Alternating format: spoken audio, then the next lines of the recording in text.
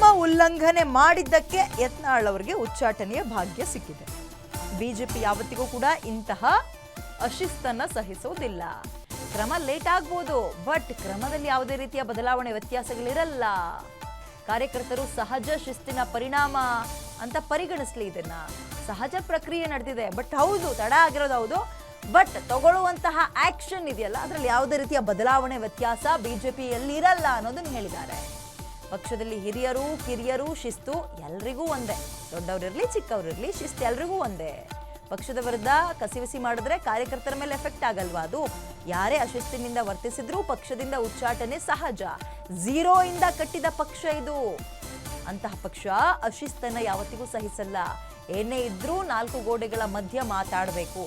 ನಮ್ದು ನಾಯಕರ ಆಧಾರಿತವಲ್ಲ, ಕಾರ್ಯಕರ್ತರ ಆಧಾರಿತ ಪಕ್ಷ ಅಂತ ಪಕ್ಷವನ್ನು ಹೊಗಳುವಂತಹ ಕೆಲಸಕ್ಕೆ ಮುಂದಾಗಿದ್ದಾರೆ ಶಿವಮೊಗ್ಗದ MLA. ನಾವು ಸಿದ್ಧಾಂತಕ್ಕಾಗಿ ಕೆಲಸ ಮಾಡ್ತೇವೆ, ವ್ಯಕ್ತಿಗತವಾಗಲ್ಲ. ಶಿವಮೊಗ್ಗದಲ್ಲಿ ಶಾಸಕ SN ಚನ್ನಬಸಪ್ಪ ಪ್ರತಿಕ್ರಿಯೆಯನ್ನು ಕೊಟ್ಟಿದ್ದಾರೆ.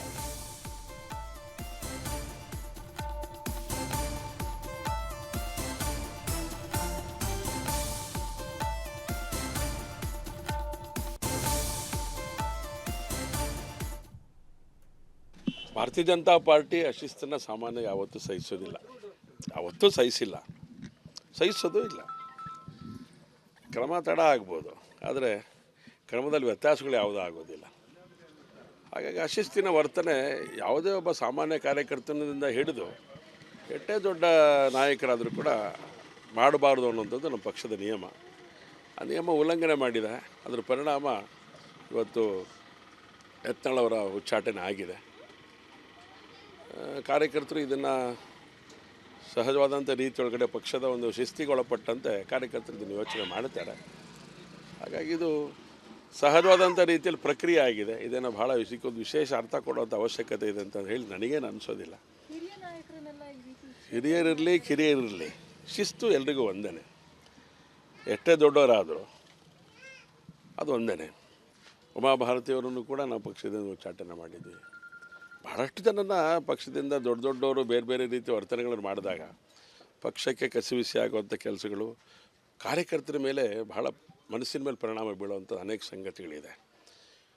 ಕಾರ್ಯಕರ್ತ ವ್ಯತ್ಯಾಸವಾಗಿ ನಡ್ಕೊಂಡ್ರೆ ಈ ಪಾರ್ಟಿಲಿ ಸಹಿಸದೇ ಇರುವಂಥ ಸ್ಥಿತಿ ಇಲ್ಲಿ ಕಾರ್ಯಕರ್ತರಿರುವಂಥದ್ದು.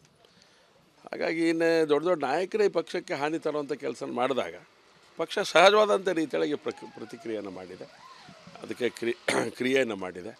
ಹಾಗಾಗಿ ಇದು ಎಲ್ಲರ ಜೀವನದಲ್ಲೂ ಇದು ನಡೆಯುವಂಥದ್ದೇ. ಅಕಸ್ಮಾತ್ ಯಾರು ಈ ರೀತಿಯ ಅಶಿಸ್ತನ್ನು ಪಾಲನೆಯನ್ನು ಮಾಡ್ತಾರೆ, ಅದು ಯಾರೇ ಚನ್ನಿನೇ ಅಶಿಸ್ತಿಂದ ವರ್ತನೆ ಮಾಡು ಇವತ್ತೆಲ್ಲ ನಾಳೆ ತೆಗೆದುಹಾಕ್ತಾರೆ. ಇದು ಪಕ್ಷದಲ್ಲಿ ಯಾವತ್ತೂ ಕೂಡ ಇದು ಎಷ್ಟೇ ದೊಡ್ಡವರಾಗಿರ್ಬೋದು ಎಷ್ಟೇ ಸಣ್ಣವರಾಗಿರ್ಬೋದು ಶಿಸ್ತೆ. ಹಾಗಾಗಿ ಇದರೊಳಗಡೆ ಬೇರೆ ಅರ್ಥ ಕೊಡುವಂಥ ಅವಶ್ಯಕತೆ ಇದೆ ಅಂತ ನನಗೇನು ಅನಿಸೋದಿಲ್ಲ.